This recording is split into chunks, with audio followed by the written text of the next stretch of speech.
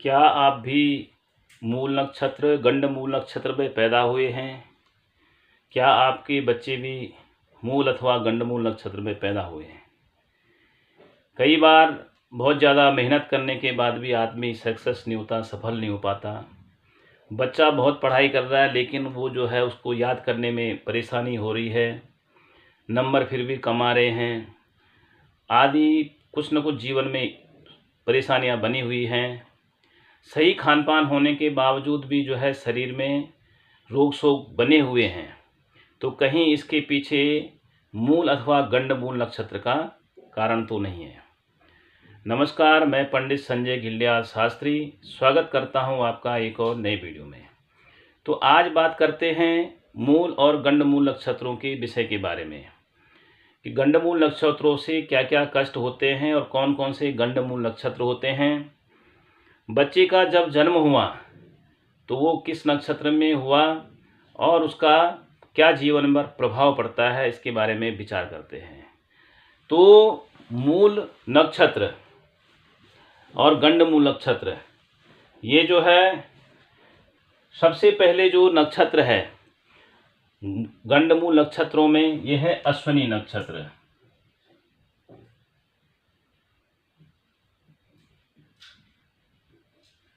सबसे पहले आप देखो, ये अश्विनी नक्षत्र है। तो अश्विनी नक्षत्र में जो बच्चा पैदा हुआ है उसको भी गंडमूल नक्षत्र कहते हैं। ये पहला ही जो है नक्षत्र है, तो जिसके नाम भी जो है जन्म के समय चू, चा, चे और लो, इन अक्षरों से जिसका नाम पड़ा है वो जो है अश्विनी नक्षत्र में वो बच्चा पैदा हुआ है। तो अश्विनी नक्षत्र जो है वो किसके लिए खराब है, पहले इस विषय को जानते हैं। ये गंडमूल में इसकी गिनती होती है। तो इस प्रत्येक नक्षत्र के 4 चरण होते हैं। 27 नक्षत्र होते हैं हमारे, जो है 27 नक्षत्र। तो वो 27 नक्षत्र जो है उनको जो है वैदिक कथाओं के अनुसार, शास्त्रीय प्रमाण के अनुसार जो है वो सब चंद्रमा की पत्नियां हैं। तो ये इनमें से जो है कुछ नक्षत्र जो है गंडमूल नक्षत्र में आते हैं और एक मूल नक्षत्र है मूल, और कुछ गंडमूल नक्षत्रों में आते हैं। तो ये जो पहला नक्षत्र है अश्विनी नक्षत्र, ये भी गंडमूल नक्षत्रों में आता है। तो प्रत्येक नक्षत्र के 4 चरण होते हैं। ये चू, चा, चेलो, ये जो है उसके अक्षर हो गए हैं। और 2.5 नक्षत्र का फिर की एक राशि बनती है, उसी के अनुसार राशि बनती है, उसी इन्हीं के अनुसार सारे नाम आपके जितने पढ़ते हैं उससे फिर देखा जाता है कि किस नक्षत्र में जन्म हुआ है। जब बच्चे का जन्म होता है, ब्राह्मण लोग बताते हैं भैया इस नक्षत्र में जन्म हुआ है और ये नाम पड़ रहा है। तो अश्विनी नक्षत्र में जब बच्चे का जन्म होता है तो पहले चरण में जो है वो जो है पिता के लिए कष्टदायक होता है, और दूसरे चरण में जो है वो धन ऐश्वर्यवान होता है। और वैसे 2 चरण शुरुआती इसके खराब माने जाते हैं। पहले चरण में पिता के लिए, दूसरे चरण में खुद के लिए जो है कष्टदायक होता है। तीसरे चरण और चौथा चरण जो है अश्विनी नक्षत्र का अच्छा माना जाता है। और उसके बारे में जो है गंडमूल नक्षत्रों की शांतियों मैं आपको आगे वीडियो में बताता जाऊंगा। आप हमारे वीडियो से बने रहें। और नक्षत्रों की विशेष जानकारी मैं आपको पहले अन्य वीडियो में दे चुका हूं। तो जो हमारे चैनल से नए जुड़े हैं वो हमारे वीडियो को सब्सक्राइब कर सकते हैं और पीछे के जो वीडियो हमारे उनको आप देख सकते हैं। तो पहला नक्षत्र जैसे मैंने बताया अश्विनी नक्षत्र है, और दूसरा नक्षत्र है अश्लेषा नक्षत्र। अश्लेषा नक्षत्र,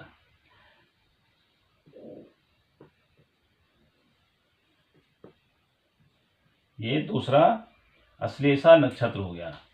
तो ये जो है अश्लेषा नक्षत्र में जो बच्चा पैदा हुआ है वो भी जो है उसके भी जो है गंडमूल नक्षत्र ही होता है, ये अश्लेषा नक्षत्र भी। तो अश्लेषा नक्षत्र में क्या क्या नाम बनता है? अश्लेषा नक्षत्र में बनता है दी,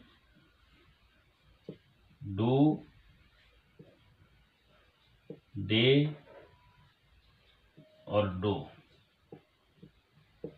ये जो है इससे अश्लेषा नक्षत्र बना, जिसके नाम भी इनसे हैं, जिसका नाम जैसे डेविड रख देते हैं आजकल लोग, ऐसे कुछ रख लेते हैं, तो वो भी जो है अश्लेषा नक्षत्र में आ गए।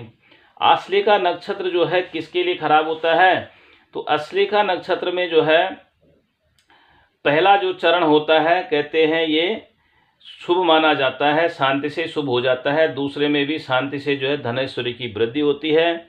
और तीसरा और चौथा चरण ये जो है अशुभ माना जाता है। तीसरा चरण जो है ये माता के लिए कष्टकारी होता है और चतुर्थ चरण पिता के लिए कष्टकारी होता है अश्लेषा नक्षत्र का। इसमें लिखा हुआ है श्लोक की अश्लेषाध्ययन गंडम स्यात् धनम गंडम द्वितीय के, तृतीय के मातृगंडम तु पितृगंडम चतुर्थ के। तो ये जो है ये अश्लेषा नक्षत्र।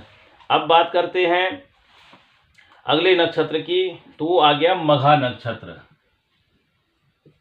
मघा नक्षत्र, तो मघा नक्षत्र जो है ये जो है कि मघा नक्षत्र प्रथम चरण जो होता है मघा नक्षत्र का, प्रथम माता को कष्टदायी होता है पहला चरण। दूसरा चरण जो है पिता को कष्टदायक होता है और चौथा पांचवा चरण ये शुभ माने जाते हैं। तीसरा चरण सुख समृद्धिदायक और चौथा भी जो है धन आदिदायक होता है। तो मघा नक्षत्र में कौन कौन से अक्षर आते हैं, तो ये जो है जिसका नाम भी इनसे पड़ रखा है, माँ, मी, मू और मे, जिसका नाम भी इन अक्षरों से पड़ता है वो जो है वो भी गंडमूल में आते हैं, मघा नक्षत्रों का होता है। और इसके अतिरिक्त जो है ज्येष्ठा नक्षत्र,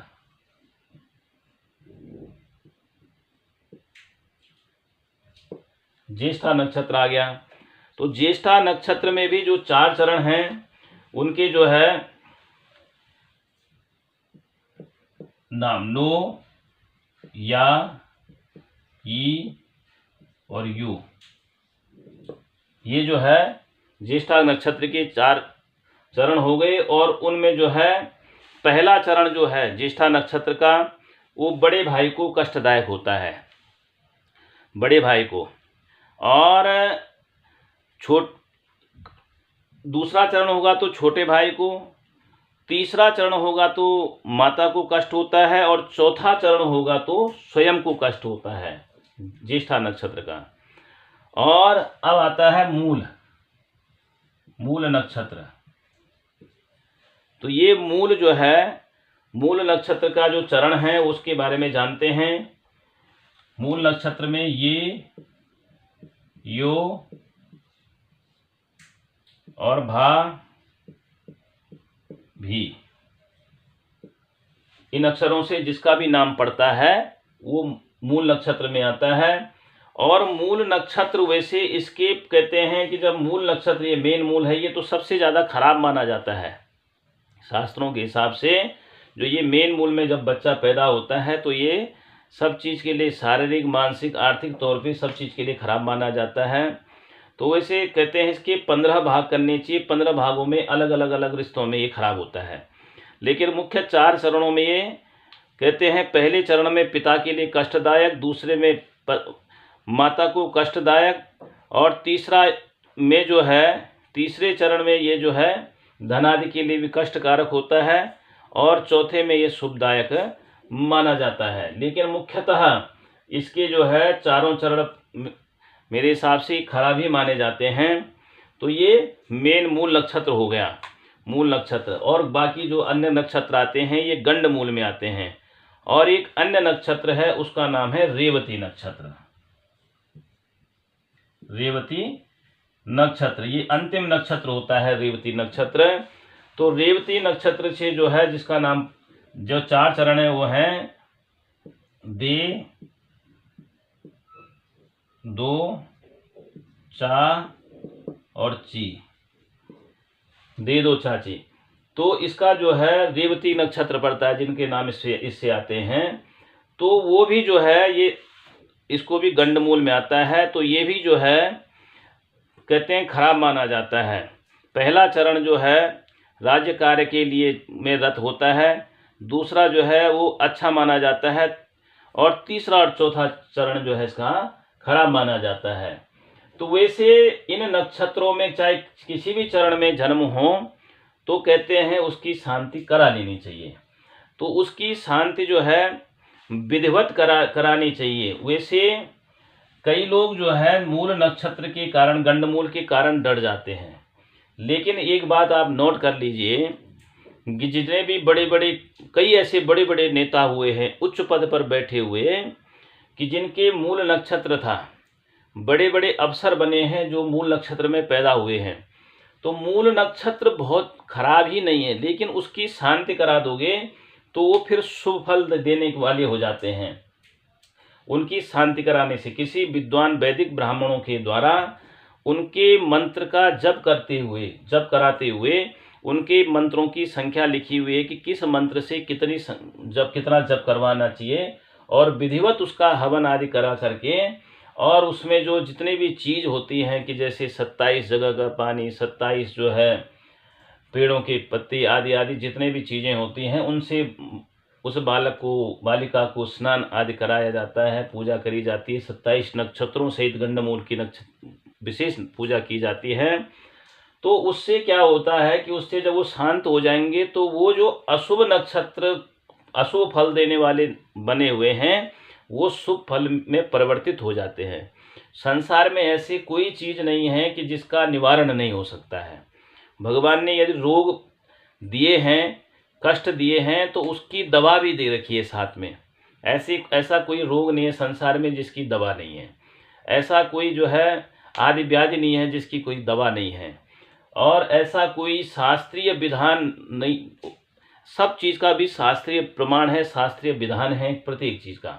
तो ऐसे ही जितने भी ये आप नक्षत्र देख रहे हैं, 6 नक्षत्र मूल सहित गंडमूल नक्षत्रों के, इनका जो है शास्त्रीय विधान से, जो शास्त्रीय प्रमाण से जो है, और विद्वान ब्राह्मण से यदि आप शांति करवा देते हैं तो गारंटी है कि वह बच्चा जो है उच्च पद पर जो है पहुंचेगा, उसका दिमाग सात्विक प्रवृत्ति का होगा। और शांति नहीं कराओगे तो जीवन में उतार चढ़ाव बना रहता है। आप जो है बड़ा प्रयास करोगे लेकिन सफलता नहीं मिलेगी, शारीरिक मानसिक पीड़ा बनी रहती है। तो ये सारे कष्ट जो है गंडमूल के कारण बने रहते हैं। तो आप भी पता करिए अपने नक्षत्र का कि आपका नक्षत्र कौन सा है, कहीं आप भी गंडमूल के कारण परेशान तो नहीं हो, और उसका निवारण कराइए। ऐसे ही ज्योतिषीय शास्त्रीय प्रमाण सहित जो है वीडियो देखने के लिए आप हमारे चैनल से जुड़े रहें। जो कोई भी व्यक्ति अभी नए वीडियो में जुड़े हैं वो सब्सक्राइब जरूर करें, शेयर करें।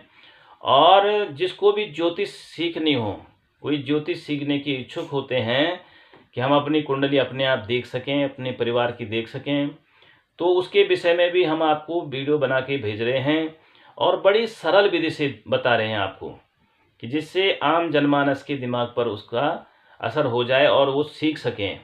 तो बड़ी सरल विधि से बताने का प्रयास कर रहे हैं। तो आप हमारी जो है ज्योतिष संबंधी जो वीडियो हमको भी देख सकते हैं। कर्मकांड और सनातन पद्धति, सनातन धर्म से संबंधित भी हम वीडियो बना रहे हैं, और तो आप इससे जुड़े रहें। जय श्री राम।